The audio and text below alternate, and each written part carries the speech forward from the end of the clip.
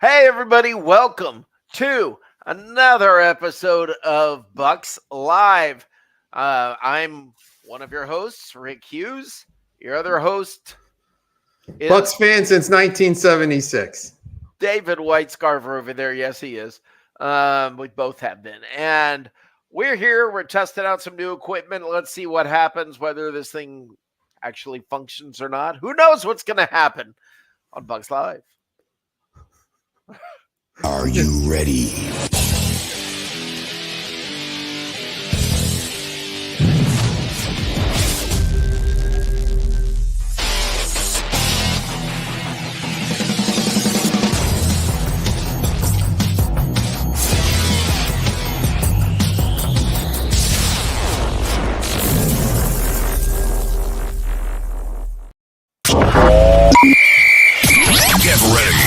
Get ready.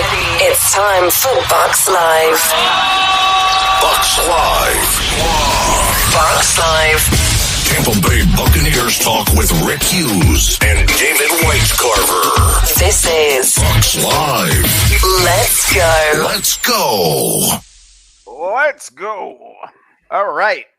How's it going, everybody? Well, of course, we start with the new equipment, and right away I messed something up over here. Welcome to Bucs Live. Both of us have been fans since 1976, and these are the best of times, and that's what we're here to talk to you about, the best of times as Bucs fans. Dave, how was your week? I'm just like a caged buccaneer ready to go crazy in September. I'm already ready. Normally, this is the dull part of the off season for me, but it's not because I'm all fired up about next year. I'm tired of the disrespect. I'm ready to go. What disrespect? I hate this. What disrespect? Oh, 4.5 games over under. You got what, 6.5? Oh, you're talking about this guy. The Tampa Bay Buccaneers finished in first place last year, and and I picked them to win 2 games. They won 7 more than that, and the general manager of the team sought me out publicly to let me know. So he's not the only one. That's my problem. It's like infected throughout the media. Yeah, don't tell everybody we're good. Don't say anything. Don't tell. I'm ready though. I'm ready. I'm ready for the Commanders in week 1. I'm ready right now. I am too. I'm excited about this season. I think it's going to be a good year. This really is the best run in the history of the franchise. And what I find funny is it's been a lot quieter recently. There's been less complaining, and that's a little freaky. Now, granted, there's been nothing happening, and I'm sure once the season starts, we could win 38-0, and somebody's going to complain that it wasn't 40-0.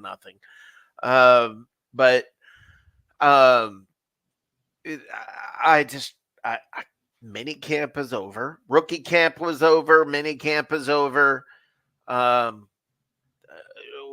We got Randy Gregory's the only bad news. Let's get it out of the way. Bad news, Randy. Let's get it out of the way. You worried about that? It's disappointing. 3 unexcused absences. They keep floating in the media that he's suing the league. Well, there's 5 million reasons for you to show up, Randy.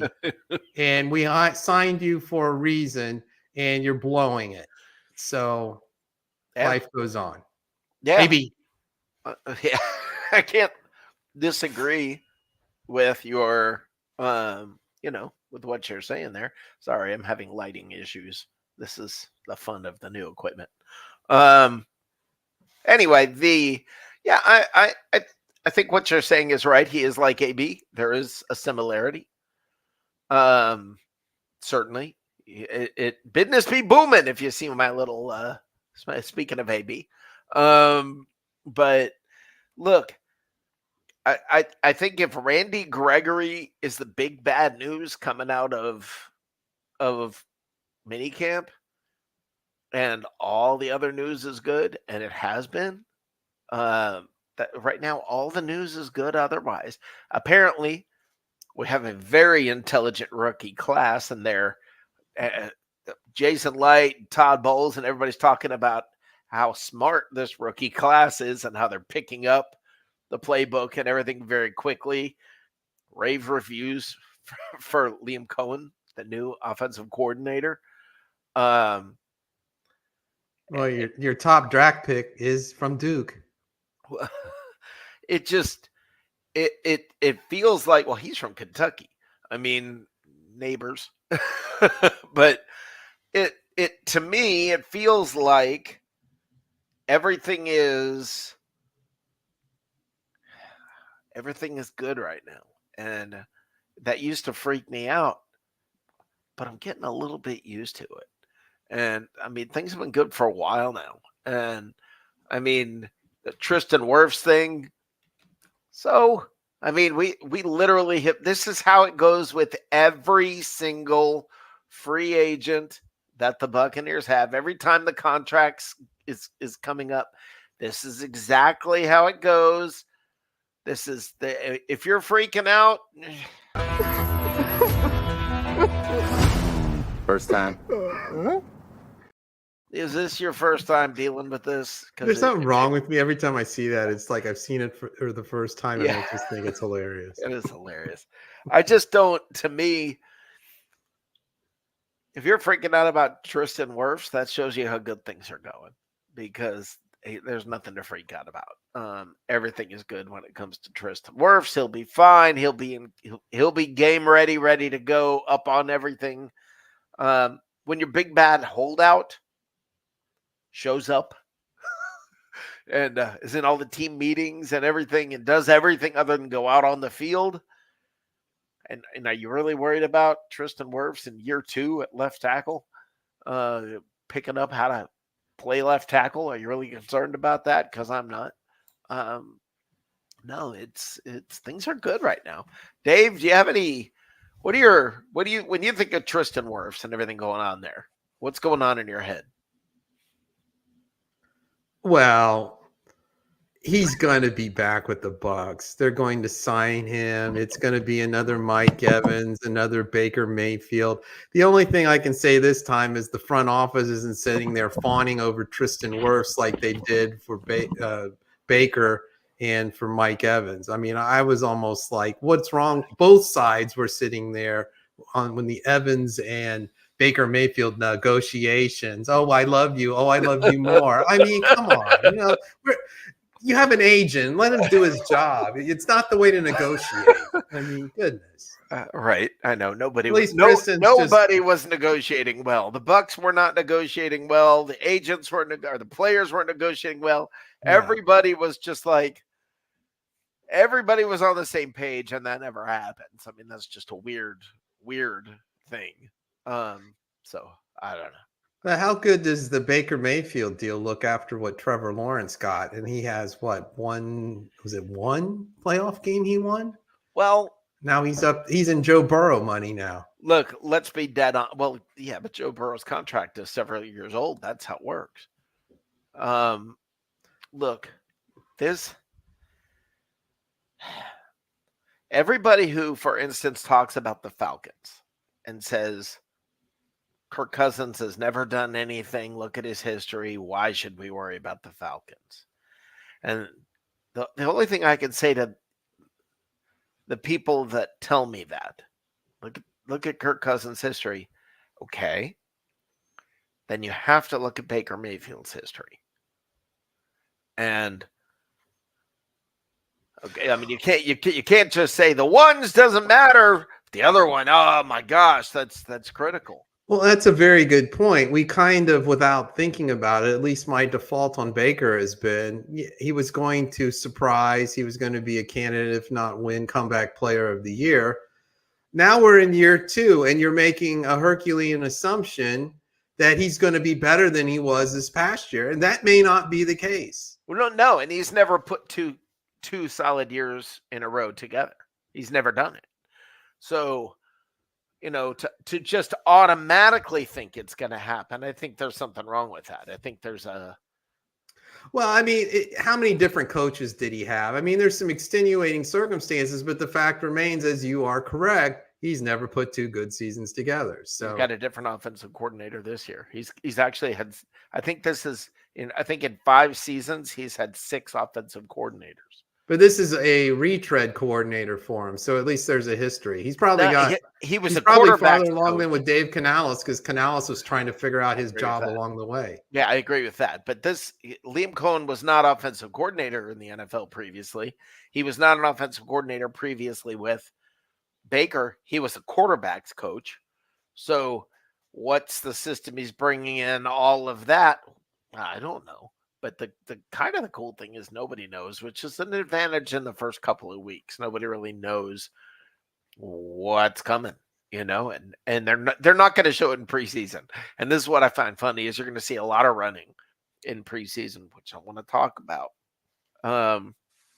But people are or all of a sudden you see a lot of deep passes and a lot of that, and they're not going to do it during the regular season. I don't know. I think it's interesting that going into this year, we don't know what's about to happen. I kind of like that. I mean, with Canales, you knew, okay, this is going to resemble Seattle. With Cohen, you can kind of say maybe it'll be like the Rams. Maybe, I don't know, like Kentucky last year. I don't know. But it's kind of fun. I'm excited about it. Now I want to bring up Bucky Irving, the Bucs rookie running back that they drafted. All signs are that this guy's getting some work catching the ball out of the backfield. That they are throwing a lot to him in the backfield. Now that may just be, let's see what he can do. That may be, I don't know. It's minicamp. Okay, but that's what we do to make these shows more fun. We get as riled up as we can about minicamp. And being disrespected. And being disrespected. By and this is what I find really funny is some of the people that do most of the disrespecting are Saints fans, and they have nothing to. They should be, yeah. When your offense is going to revolve around Alvin Kamara, who's getting a little long in the tooth and has his issues, I don't think I'd say a whole lot. And that's a great team-friendly contract you got there with your quarterback too. And Slant Man is gone from there. They didn't get better this offseason. There's no way you can look at the Saints and say, okay, the Saints got better. They did not. The Buccaneers got better. The Falcons got better. The Panthers got better. Well, that's kind of a low bar there. But very much so. But the Saints did not get better. I would almost argue maybe the Panthers didn't, because it's still beyond me how Dave Canales is a head football coach in the National Football League. But enter David Tepper, and there's your answer. Well, what happened is, I can actually tell you the chain of events that took place. I cannot think of the name that their current general manager right now. He's not important in the Panthers. Well, he is important in this story because he has a history with Dave Canales. He came, I believe, from Seattle, and that's where. And he's the first-time general manager. And let's be dead honest with you, Scott Fitterer. Yes, who was going to take that job? You weren't going to get a top general manager. Bill Belichick was not coming in. All right, that just wasn't going to happen. And so you went with a first-time guy who got the only coach probably willing to go there, and he was familiar with them, and they could work together.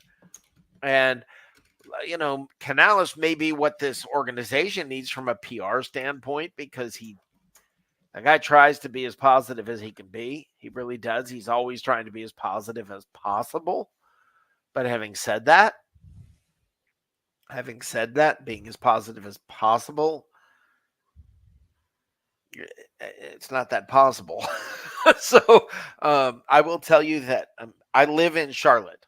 Dave Canales does sound different being interviewed now than he did last year with the Bucs.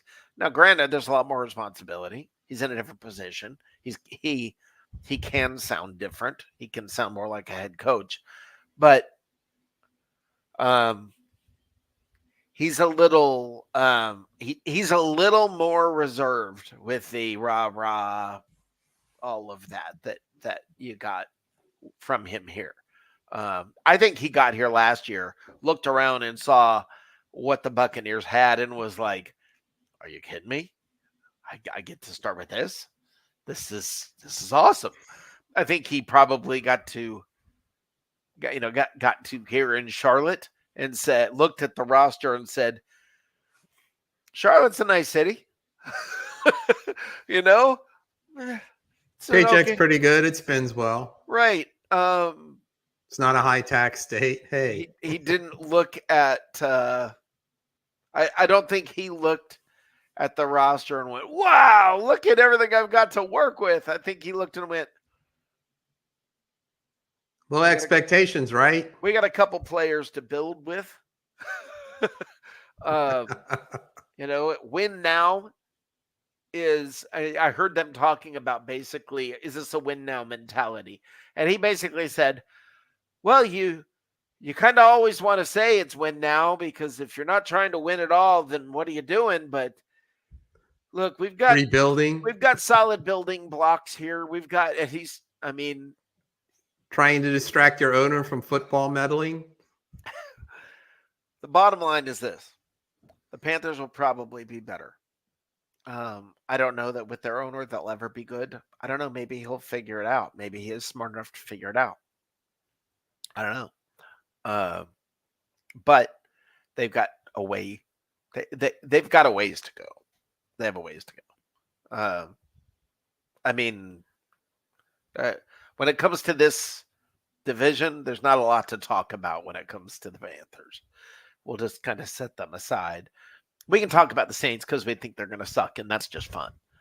So, it's encouraged. I don't mind. Yeah, I don't mind talking about odds favor. Yeah, I really don't mind talking about them sucking, because that's a good time.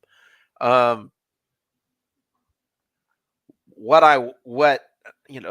Falcons, Dave thinks they're not going to be as good as I think they're going to be. I think it's going to be a battle all the way to the end. I don't think this is going to be easy. But that's how it is. But minicamp went well. That's all you can hope for at this point, isn't it? It did go well, sans Mr. Gregory, but yeah, and it's not like the team was planning on being built around Randy Gregory. So no, but they do need help at edge rusher, and now sure. What do you do? Basically, go with what you have and hope the young kids develop fast. Correct. And you don't know who's going to get cut. You don't know what's going to happen between now and when the season starts. So there are a lot of possibilities. I have no idea what's going to happen. It could be just about anything. Really, it could be just about anything. There's no real news other than that. You got anything you want to talk about? Anything on your mind? Anything? Are you? I'm getting historical here about Bill Belichick. He is 17 wins away from being all-time winningest coach in the history of the National Football League. All right. Does he ever get there or not? Does he ever get the shot? Who's he behind? Don Shula.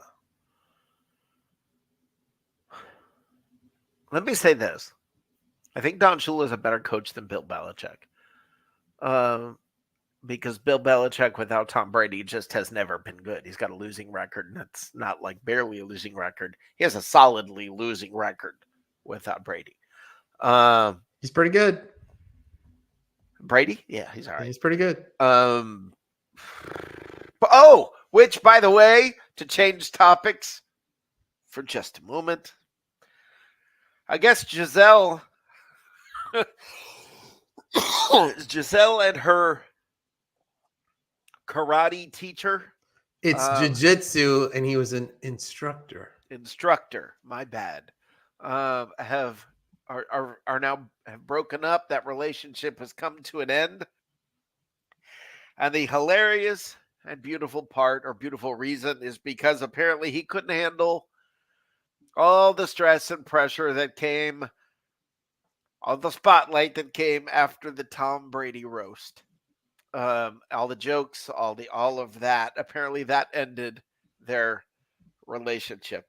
So as it was put by, I believe, the owner of Bucs Report in our Bucs Report chat, he goes, "Man, Tom Brady wins at everything.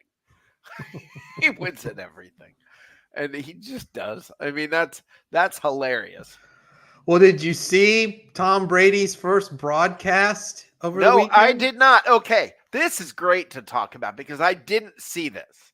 I didn't see it. Well, neither did I. I was hoping you did. Crap. I read about it after the fact. I'm like, well, they didn't publicize it very well because I had no clue. Yeah, I think they're trying to slide that in under the radar and give him a shot here without everybody watching. But yeah, or he probably was like, "All right, I think I'm ready. Let's take a swing at this." I think he even handed out the trophy, the UFL first ever UFL trophy. Okay, were there any reviews anywhere? Did anybody, were there any reviews online? Anything? I wonder.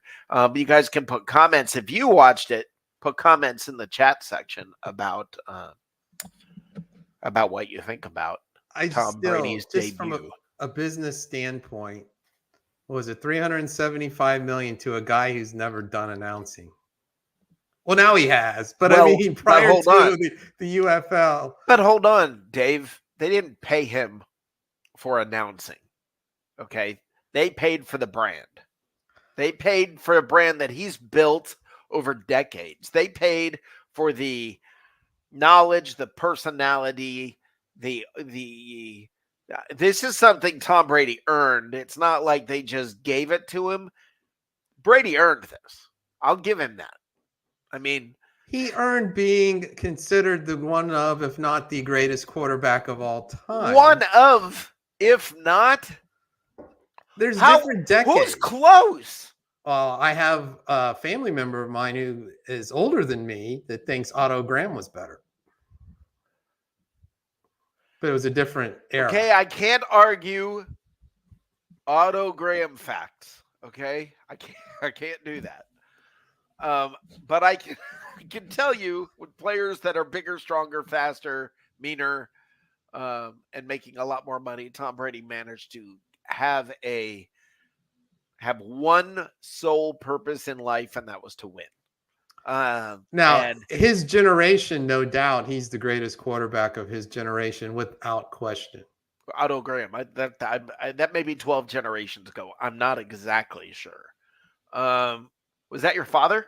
No, it wasn't my father. Oh, well, I was going to say happy birthday. We want to say happy birthday to Dave's father. Anyway, Dave, your father is celebrating what birthday? 93. That's awesome.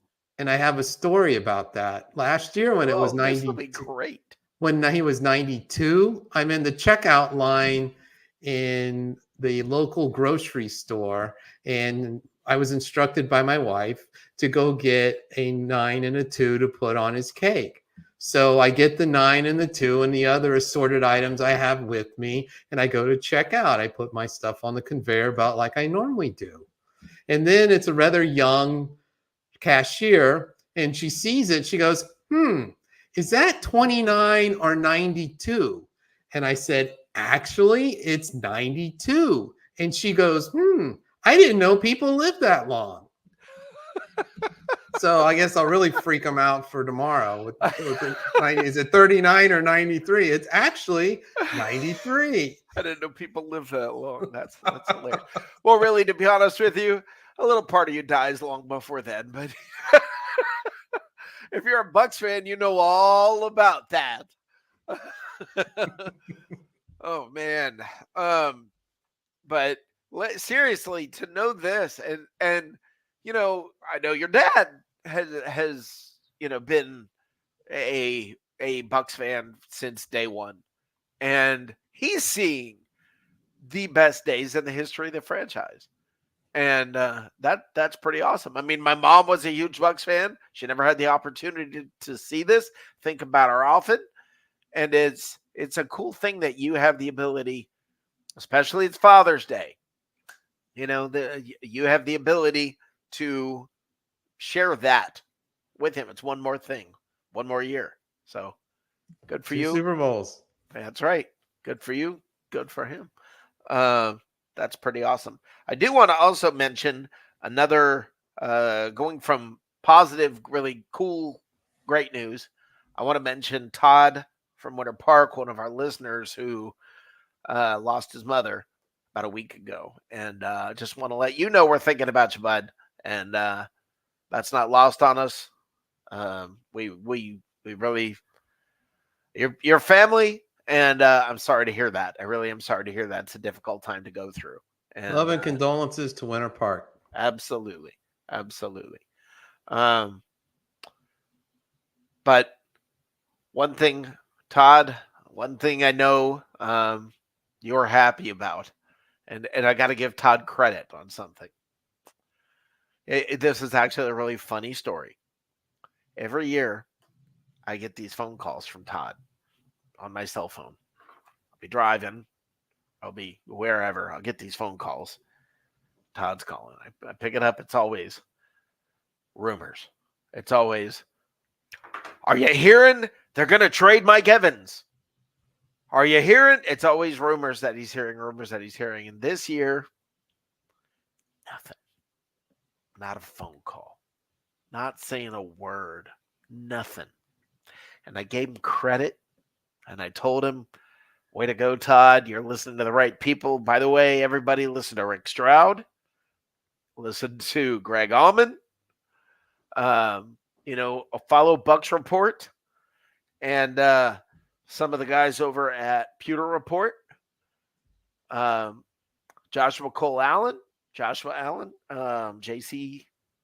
These are guys you can listen to that are going to give you good, solid reporting that you can count on. And Todd was doing so good. And I congratulate him. Not even 24 hours later. Todd. Ring, ring. Hello? Did you hear are you hearing about Chris Godwin that they're going to trade? Yeah. Yeah. To the Falcons. Everybody stop with the rumor thing. I'm telling you. He wants to go join Dave Canales in Carolina because they have a connection. Well, what I want you to do is clear your news feed of all Buccaneers news other than from Greg Allman, Rick Stroud, JC Allen, and maybe Scott Reynolds over at Pewter Report and all of the Bucs Report stuff. If you get no other news, nothing. I promise you. If you're trying to get good information, you will get it fast from those sources, and it will be accurate. Okay? But when other people start reporting on all kinds of other crazy things, just stop.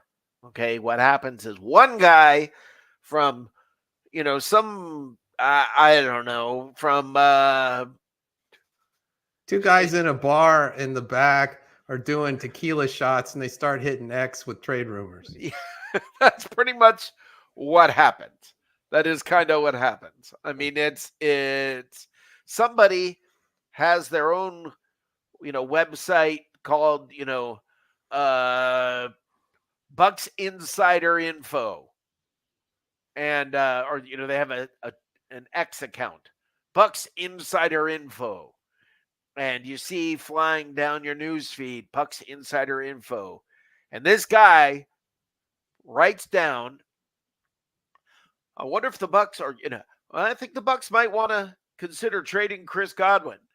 And then what happens is some other news outlet, some other crazy, I don't know, whatever you want to call it, the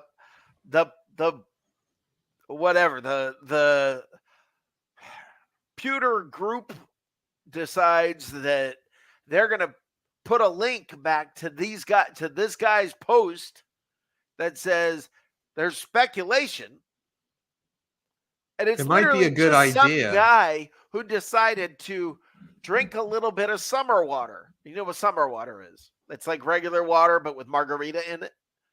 I mean, it's some guy who just popping off says something, and then some news outlet says there's speculation, and then another news outlet has to keep up with that one and post the same thing, and then the next thing you know, it's in 30, 40 places. And you know what happens? Greg Allman stays silent. Rick Stroud stays silent.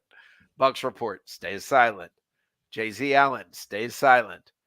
Scott I know Reynolds Jason Light's pool guy, and he overheard a conversation that it's they want to get younger at wide receiver. I was at Wawa, and yeah, a guy that told me he knows Jason Light said. So the thing is, just please listen to those sources and no one else. Clear your news feed if you get nothing else out of today. Get that out of this show. Got anything you want to add, Dave, before we get the heck out of here for the night?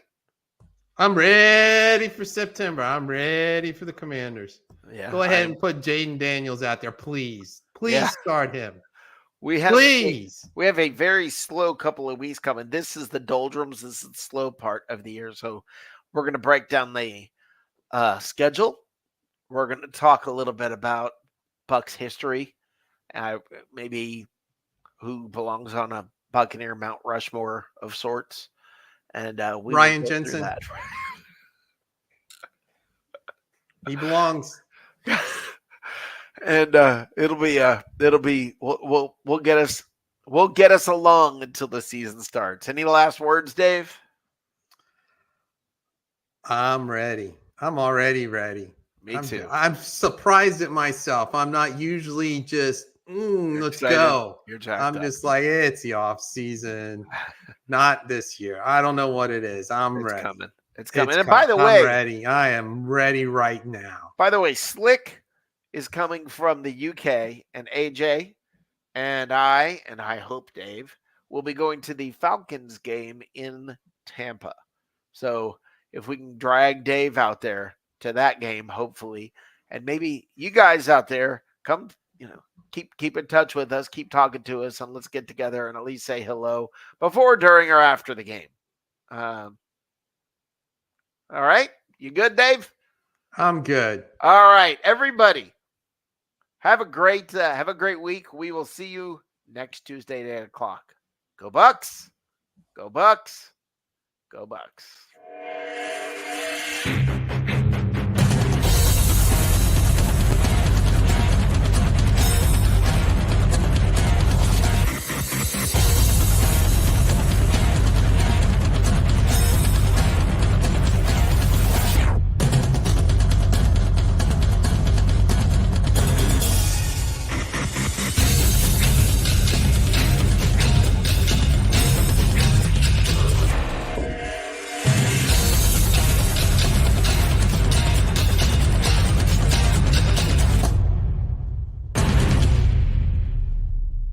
We suck today. I suck today. We suck today.